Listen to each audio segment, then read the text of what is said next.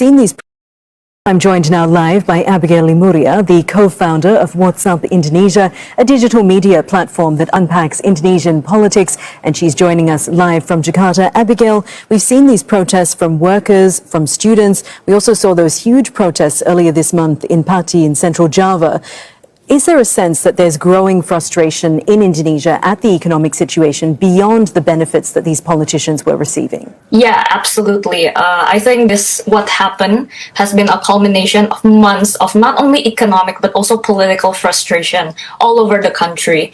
As you said before, we are in the middle of worsening economy, collapsing job market, where thousands has been laid off. And instead of compassion, these people are continuously met with indifference and even sometimes tone-deaf and insulting responses. And so I think beyond economic hardship, what really angers the people are the arrogancy they are seeing from their leaders. So for example, the finance minister openly questioned whether raising salaries for honorary teacher who earns well below minimum wage should be a burden that the state budget should bear. Meanwhile, House of Representative members collect thousands of dollars in benefits every month. The state representative called protesters literally idiots for protesting.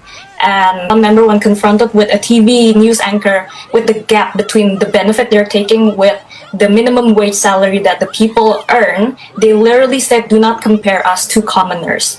And on top of this, I don't know why, but a lot of the House of Representative members are making dancing videos, somewhat like mocking the people while all of this is happening. And so, like what we're seeing in Pati, I think a lot of the people said that it doesn't matter that the region have pulled back the tax hike attempt. What angers them is the arrogancy that they continuously receive and see again and again. And Abigail, if we put some of that into context for our audience, looking specifically at the housing benefit for politicians, that amount is 10 times the minimum wage. And the important thing for our audience to know is that many Indonesians are informal workers. They're not even on the minimum wage. So certainly a sense of a widening gap causing frustration. Yeah, so to give you a better picture, so the recent benefit hike that the House of Representatives are getting is around $6,000 or even more in total. Meanwhile, average Indonesians' minimum wage is $340. And like you said, most Indonesians earn way below that because most of them are informal workers, and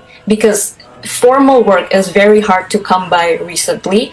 And all of this is happening while the government also claims to be doing efficiency. So they are cutting a lot of budgets from a lot of programs because they say they need to do efficiency for the state budget. But meanwhile, they are